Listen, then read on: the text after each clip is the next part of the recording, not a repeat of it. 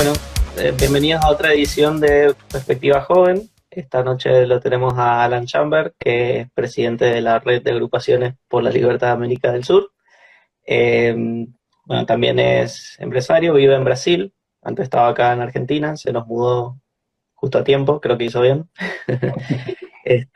Bueno, Alan, para comenzar, quisiera que la audiencia te conozca un poco más, así que puedes contarnos algo sobre vos, lo que viniste haciendo todos estos años relacionado con el liberalismo, lo personal, y también qué es la red de agrupaciones por la libertad de América del Sur.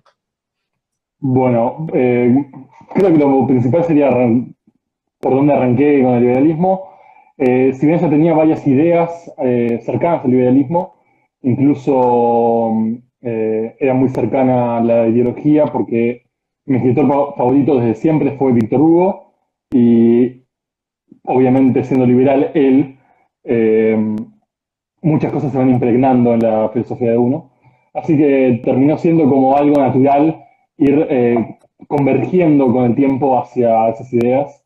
Y comencé en el año 2009, Ajá. cuando estaba la cuestión de las AFJP y la ley de medios. Y ahí justamente hicimos una campaña que se llamó Argentina sin Mordaza, que terminó en nada básicamente porque ganaron igual, pero juntamos 10.000 personas en la Plaza del Congreso, así que algo se hizo. Mucha convocatoria.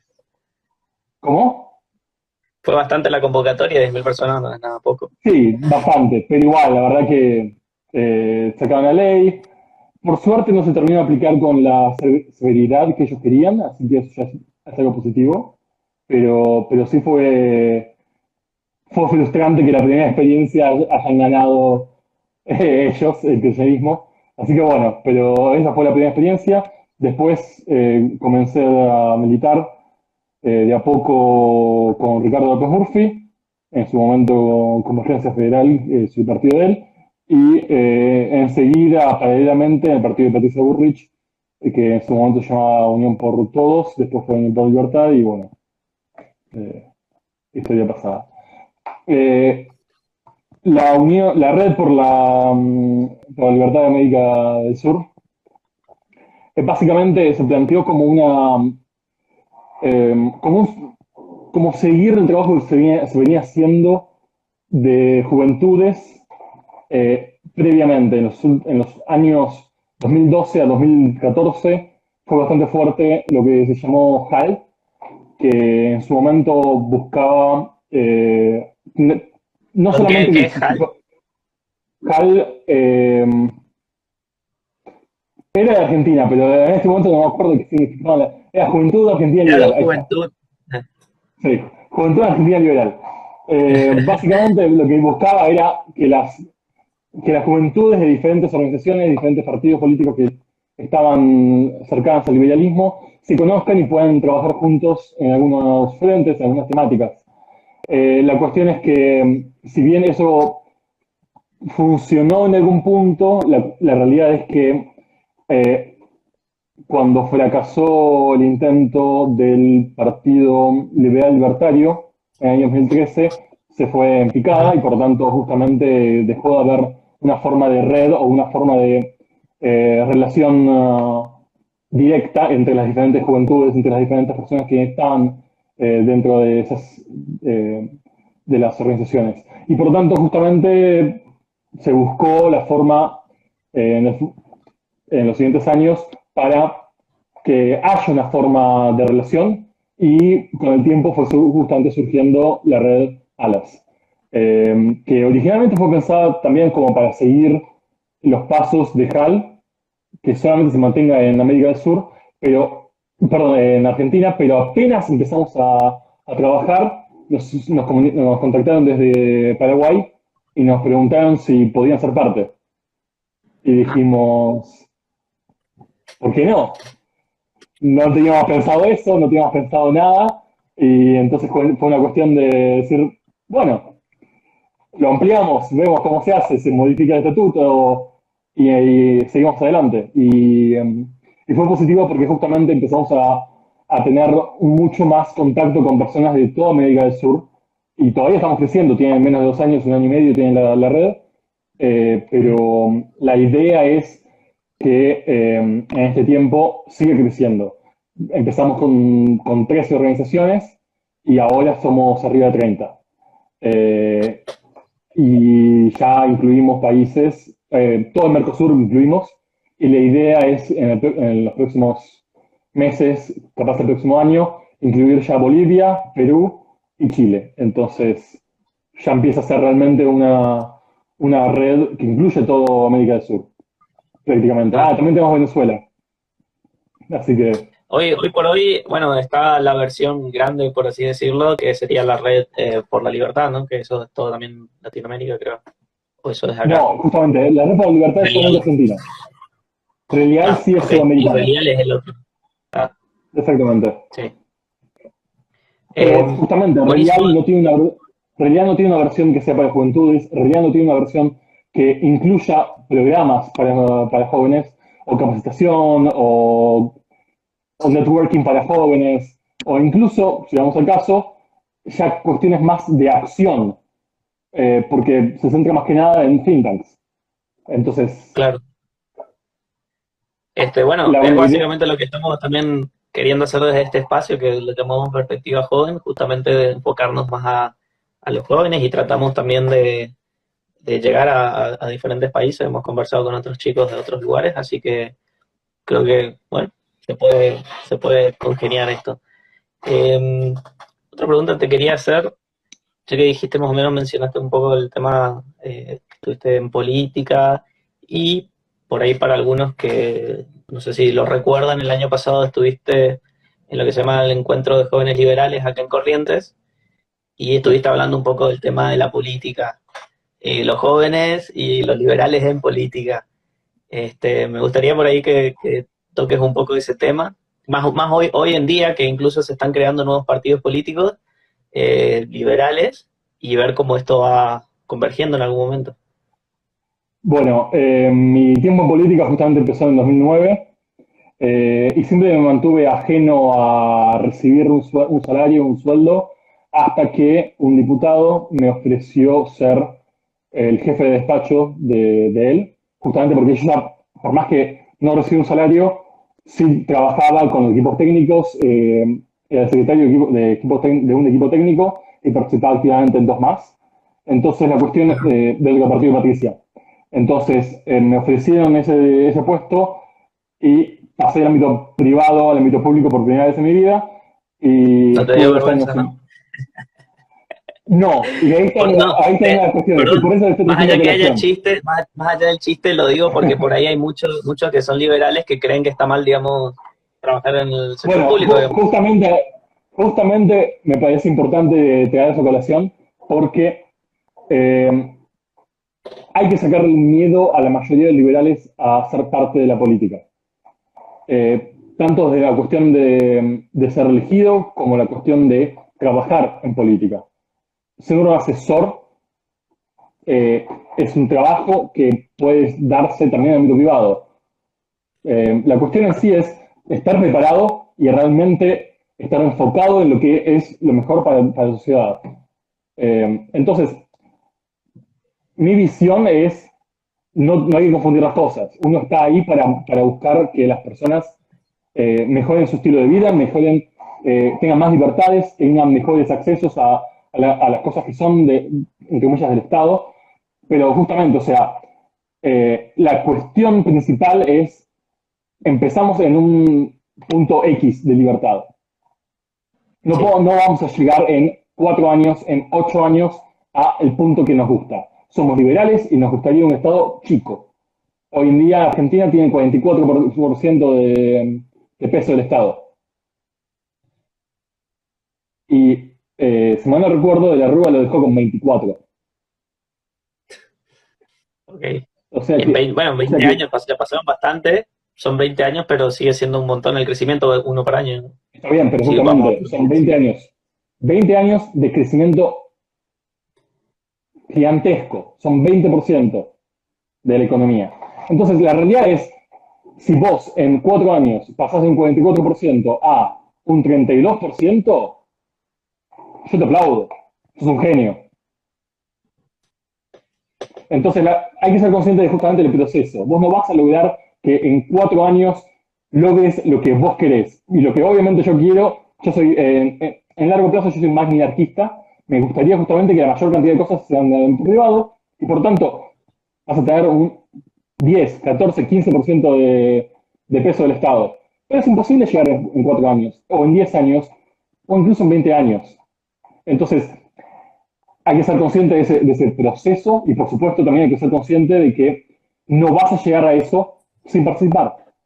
O participás o vas a dejar que alguien más participe y que no va a estar ni tan bien preparado como vos, ni tampoco lo van a estar asesorando tan bien como vos podrías o tan bien asesorado en general con otras temáticas.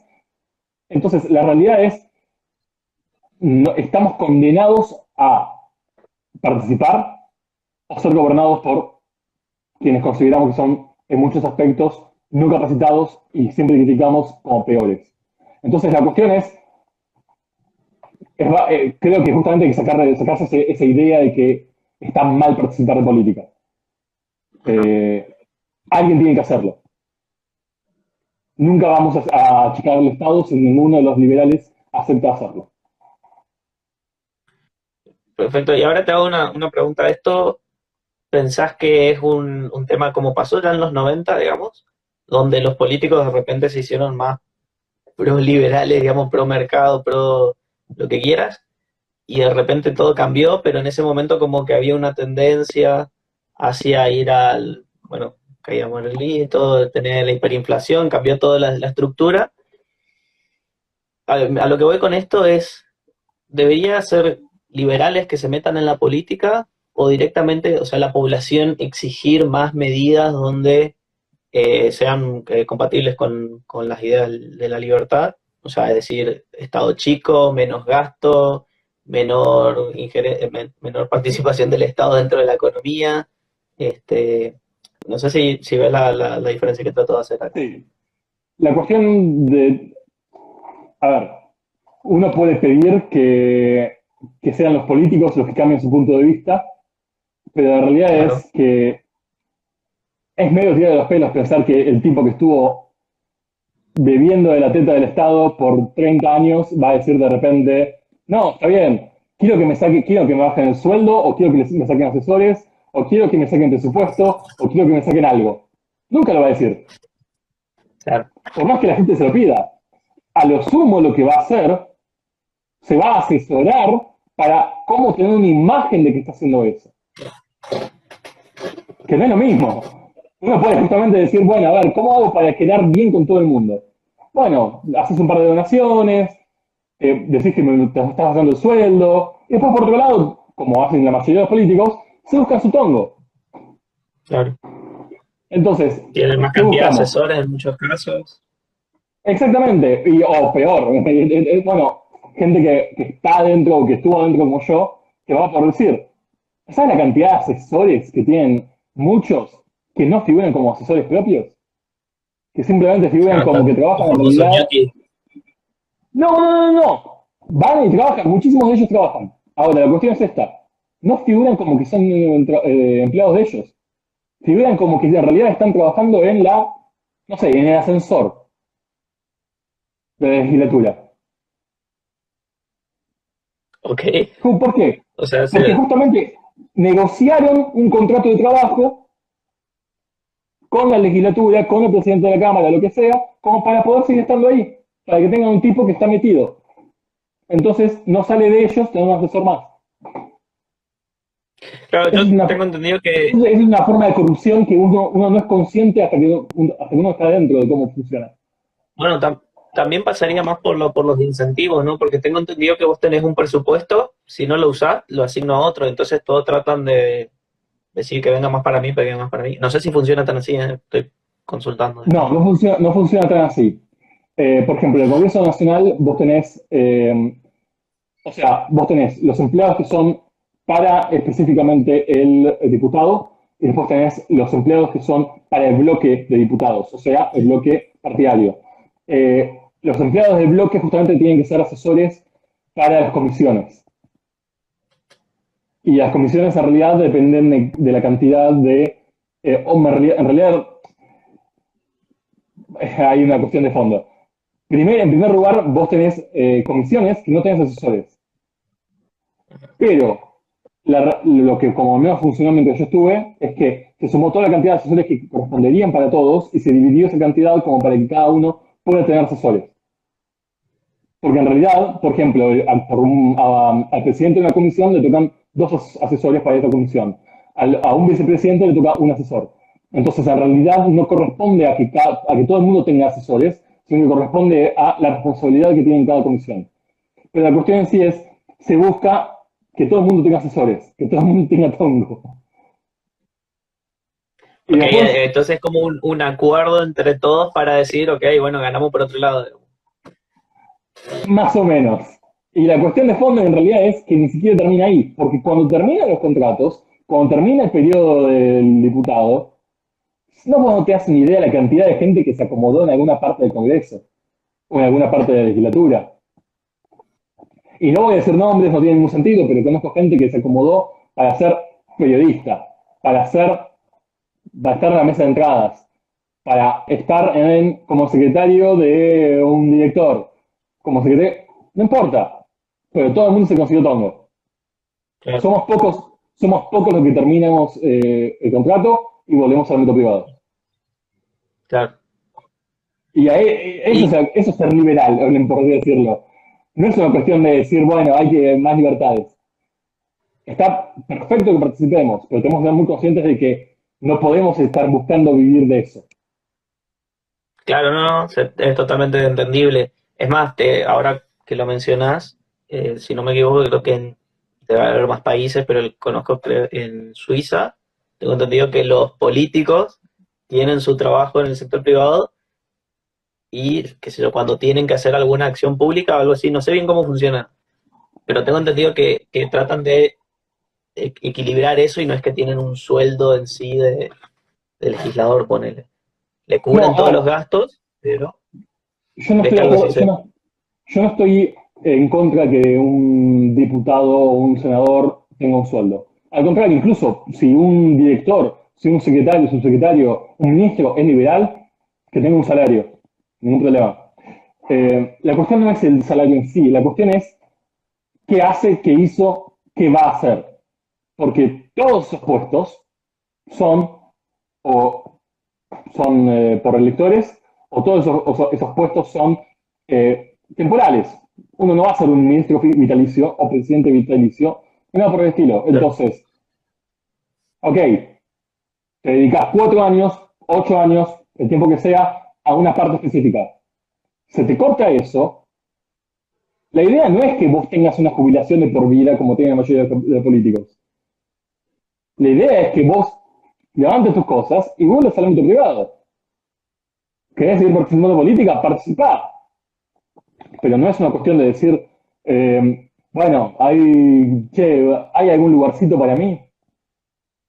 ¿Cuánta gente y lo digo bien, cuánta gente que tuvo algún escándalo desapareció por 3 meses y al cuarto mes apareció en el boletín oficial que tenía un curro en alguna área del Ejecutivo? Sí, no. Sí, sí, sí. Es más, creo que Entonces, ahora con el caso este de Banoli que salió de ANSES se metió a otro lugar, no me acuerdo cuál era.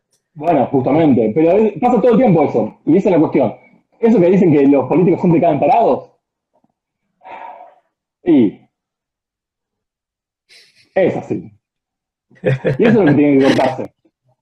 Eso es lo que tiene que cortarse. Hay que ser muy claros. Eso es lo que tiene que cortarse una vez. Porque no puede ser que justamente el peso en la población sea cada vez mayor y no sean conscientes de que uno más, siempre es uno más, uno más, uno más, y así llegamos al 44%, con una Claro. economía que es 40% en negro encima.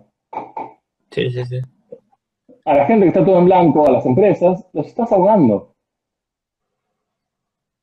Y es por la típica vivada porteña, o no, perdón, no porteña, pero la típica vivada argentina general, que el porteño tiene mucha fama, de justamente de querer el curro, de querer quedar siempre parado, y hay que cortar con esa cultura. Claro. Y Este, volviendo, nunca se va a lograr si el liberal no está ahí como para decir, no, ¿qué está pasando? No, hay que volver. No, eso no se puede hacer. Entonces, el pedido de cuentas y participar es esencial.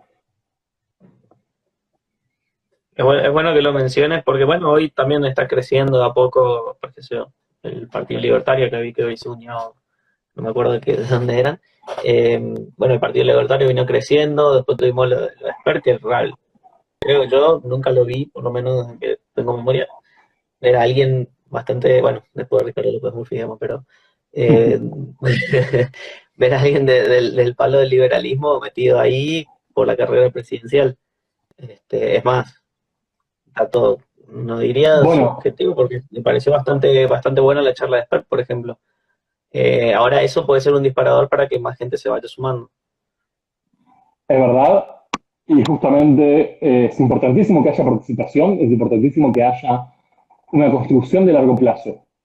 No, no por desmerecer a Start, pero sí voy eh, a mencionar quien yo creo que está haciendo el trabajo correctamente, Ajá, que es el Partido de Mejorar, que empezó por un trito, empezó por buscar tener una elección, no pudo hacerlo por una cuestión aparte, pero la cuestión es de un distrito. Vos no, desde mi punto de vista, vos no podés salir a competir por una presidencia sin tener una base que es mucho mayor. Y justamente en la charla que di en Corrientes, empecé la charla con una premisa y una misma conclusión. La premisa era, supongamos que gana Expert.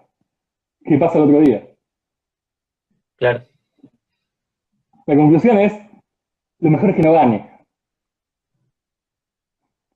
Después lo expliqué, pero básicamente, si llegaba a ganar Expert, a los 2 meses ibas a tener un congreso que te iba a decir, che, me miró mal, saquémoslo.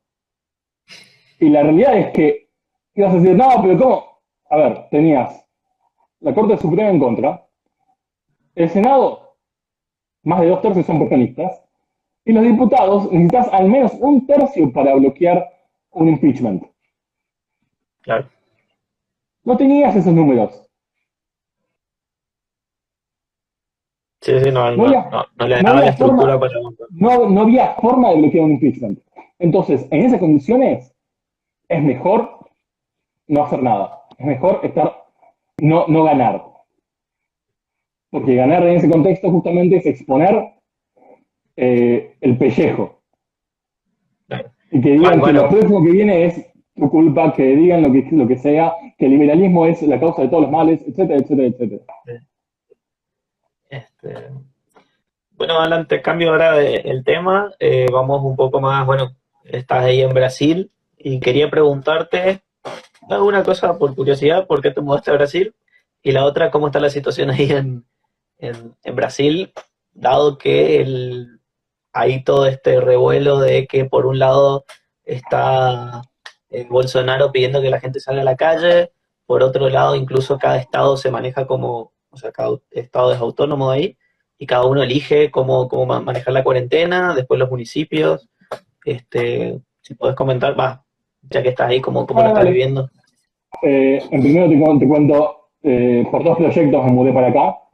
El primero es, Ah, me perfecto. casé hace, me casé hace 2 meses y medio, así que No, eso. felicidades. Y gracias. Y el segundo justamente es armar una empresa con un par de amigos, que justamente se quedó ahí en stand-by la cuestión por todo el tema de cuarentena. Así que, pero estamos en eso. Empresa de software. La cuestión Ajá, es, sí, es verdad que efectivamente hay un poco de revuelo acá, porque Bolsonaro lo que pidió es que la gente salga y obviamente él no tiene el poder para definir, y tampoco debería tener el poder para definir cada uno de los estados, sobre cada uno de los estados qué debería hacer. Y la realidad es que incluso, por más que tuviera el poder, quien tiene información de primera línea no es el presidente, que tiene que analizar 20 y pico de estados. Es la persona que va a estar más cercana a las situaciones. y las situaciones no van a ser las Encima mismas. el número de gente que tiene Brasil es mucho más grande que lo que hay acá. Bueno, y no solamente eso, sino que además San Pablo tiene 40 millones de habitantes. Solamente San Pablo. Río tiene casi 20 millones más.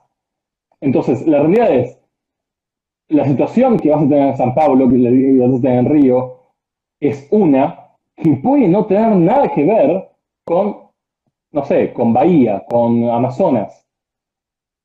Claro. Entonces, la realidad es, ¿qué vas a decir? ¿Una presidenta tiene que dar una cuarentena para todo el mundo? No, no tiene ningún sentido. Entonces, para mí lo que correspondía justamente es dejar que cada estado decida. Ahora, la cuestión de fondo de lo que está pasando en este momento es que eh, Bolsonaro está pidiendo que la gente salga porque del otro lado está algunos gobernadores como Doria, que es el gobernador de San Pablo, que básicamente está diciendo que la gente no puede salir y que no puede salir y punto. Y en realidad también tenía que ver con el protocolo médico que estaba proponiendo Bolsonaro, que era la hidroxicloroquina, que hubo liberales metidos en el medio, después me entro en eso, pero la realidad es que, sí, no, es muy largo si te metes en todos los puntos. Pero Elio Beltrán estuvo metido ahí en el medio justamente haciendo el pedido porque los estudios tardan tiempo, pero estaba diciendo, mira, vienen funcionando. Entonces, él como liberal dijo, la información es esta, y pasó a tener retweets de Bolsonaro, o sea, fue una campaña medio grosa. Elio Ah, Beltrán ok. es el presidente del Instituto Mises de Brasil.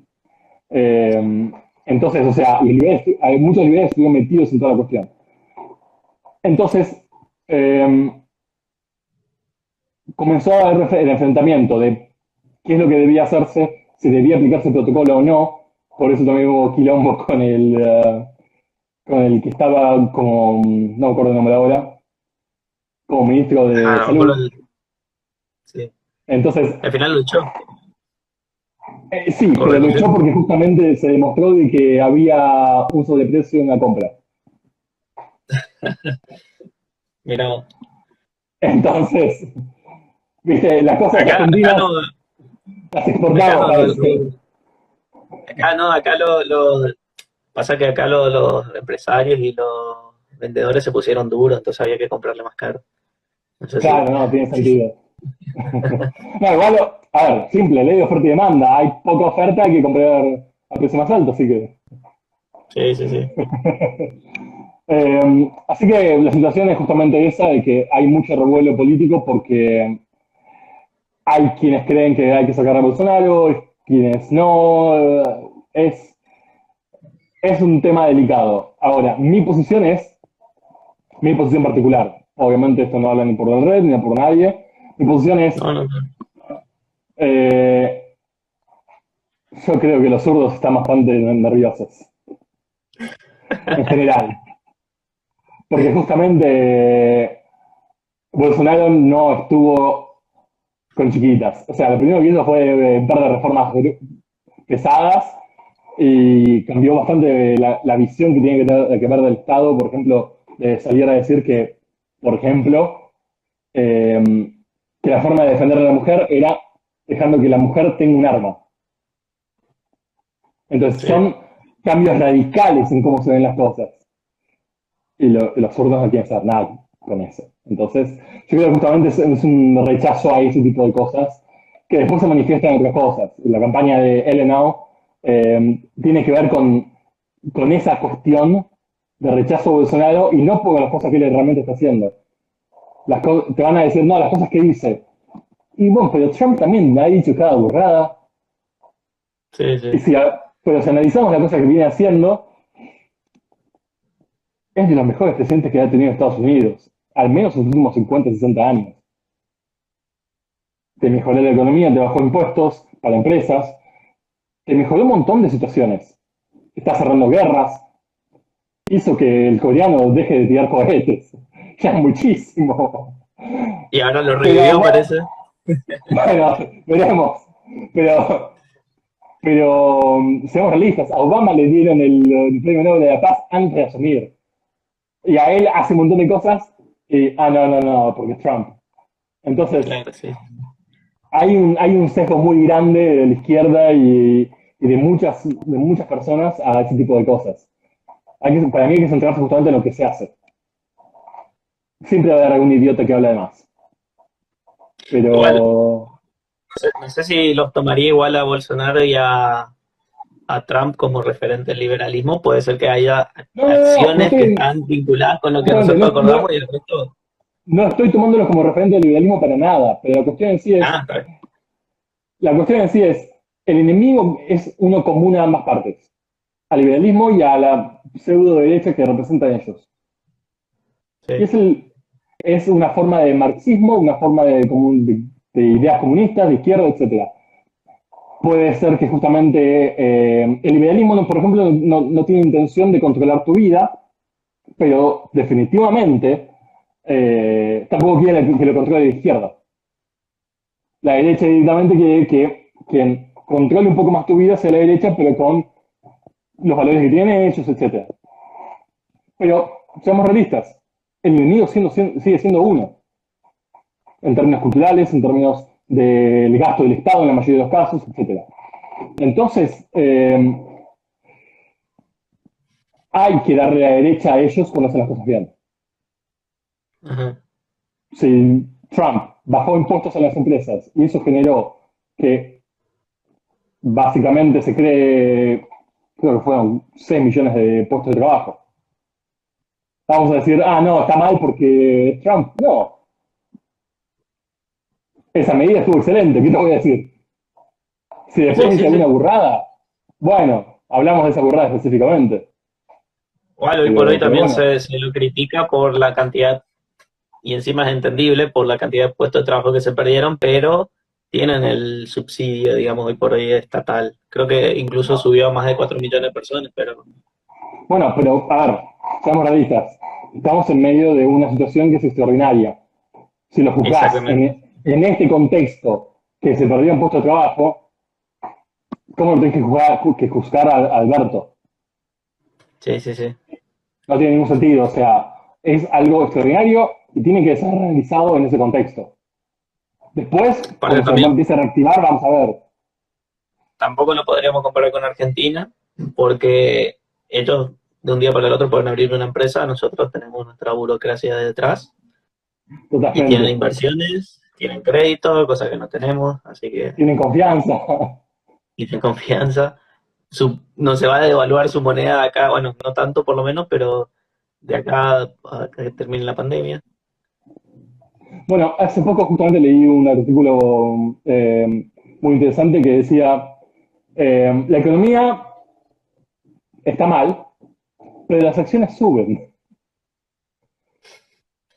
Y justamente el análisis era que de algunas empresas específicas de tecnología, de algunas de financieras, estaban subiendo. ¿Y cómo explicás eso en medio de una pandemia, en medio de una cuarentena, en medio de...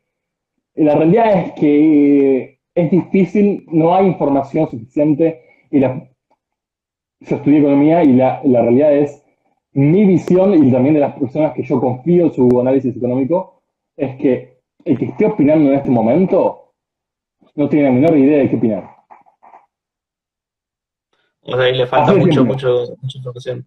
No, no, no hay información, es así de simple, no hay información.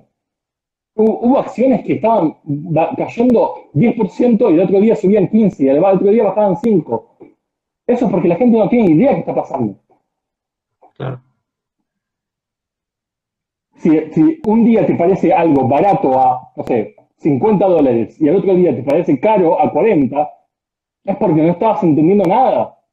Es porque no tenías información o tu información no valía nada. Entonces, hay una cuestión de fondo ahí. ¿Quién está opinando? ¿Y por qué? ¿Tiene algo para ganar de eso? Entonces, Sí. yo tiro la pregunta, nada más. Soy de tirar mucho la pregunta y dejar que cada uno lo piense. Pero bueno, o sea, mi visión es, en este contexto yo no le creo nada a nadie. La verdad que es difícil hoy creer, dando que todo esto también, todo este tema de la pandemia empezó desde una desinformación en gran parte del mundo, digamos. Bueno, Este, debatible. Igual no es un tema que no, yo no, esté no, calificado para digo por hablar. lo que anda circulando hoy en día, digamos, daban estas sospechas de que, bueno, ocultaban información, etcétera. Pero bueno, Bueno, no, no, a ver, que China ocultó información está casi probado. Que China se hizo el idiota, por así decirlo, para que las fronteras de muchos países se mantengan abiertas, está casi probado. Y que presionaron para que la OMS y para que la ONU pidieran que no se cierren fronteras, también está casi probado. La cuestión es, obviamente, de dónde sale el virus, de dónde sale un montón de cosas. Eso ya no es algo que ni vos ni yo tenemos información, ni nadie va a tener información en el corto plazo. Es más, dudo mucho que dejen de investigar. Pero bueno, o sea, comunistas. sí. Bueno, Alan, te hago otra pregunta también un poco más de la parte laboral. Me dijiste que estabas en la industria del software, digamos, y que hoy está medio Sí. parado todo por ahí. No, Eh, no, está medio se parado porque ve- yo estaba queriendo crear una empresa. Cosa que quedó ahí, yo quedé en el aire. Pero fue hace un par de meses, no pasa nada. Ahora veremos cuando se reactive. a lo que quería ir es, hoy por hoy, también lo mencionaste, que hay empresas que también van creciendo, incluso, bueno, Amazon es una de las empresas que está generando un montón de ingresos ahora. Con esto, vos ves un cambio, digamos, en la forma de trabajo de muchas empresas. Hoy, bueno, no sé bien a qué se dedicaría, digamos, es tu área, digamos, está en la industria del software, no sé bien qué haces, pero ¿crees que todo se va a tornar un poco también más a la digitalización de ciertas tareas? No sé si me explico. Sí, yo creo que justamente en realidad es algo que simplemente se aceleró un poco. Pero ya estaba toda esa cuestión. Eh, Cuando Jack Ma te dice, Jack Ma es el dueño de Sí, Alibaba. Alibaba, cuando Jack Ma te dice que para él venderle a 10.000 personas más es poner un server, tiene razón. La realidad es esa. O sea, nosotros estamos muy todavía pensando en cómo venderle a una persona y ellos están diciendo, bueno, a ver, ¿qué producto necesita tal mercado? ¿Cómo hago para venderles? Y están en otro nivel.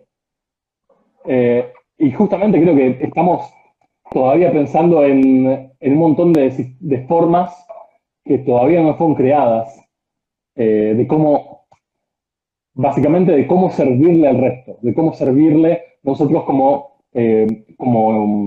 trabajadores, como empresarios, como vendedores, como agentes de servicio al prójimo. Y justamente hay un montón de cuestiones que todavía no fueron creadas y todavía no van a seguir siendo creadas.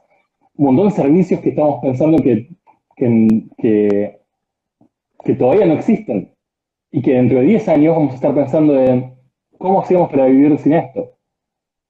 Hace 10 años no había, por ejemplo, Instagram. Hace 15 20 años, hace 16 años no estaba Facebook. Sí, creo que tiene bastantes años, sí. Pero, Bueno, pero la cuestión es, seamos realistas, hoy en día hay carreras que son específicas, o al menos tecnicaturas de cómo vender en Instagram, cómo hacer marketing para Facebook. claro, La realidad es que todo esto se va a estar modificando mucho más rápido de lo que pensamos y se va a seguir modificando a velocidades que ni imaginamos. Eh, yo soy de los que creen que justamente la versión de estudiar 4 años una carrera para dedicarle a una cosa específica ya no existe más, porque van a estar cambiando tan rápido algunas cosas que un contador, la realidad es que va a meter las cosas en un software y va a ser suficiente. El resto del tiempo no va a tener nada que hacer. Entonces la mayoría van a perder trabajo porque pueden bajar el costo. No, estoy hablando en serio. O incluso médicos. Mi mujer es médica. Eh, Hace poco hablaba justamente de eso. El software que hoy en día se utiliza para análisis de imágenes de fotos de Google, hoy en día tienen una fiabilidad que es increíble. ¿Cuánto falta para que Google diga, bueno, a ver, pones el escáner, escaneás, qué sé yo, tu radiografía de no sé qué cosa, y te diga lo que tenés, Claro, o una tomografía? ¿Cuánto falta para eso?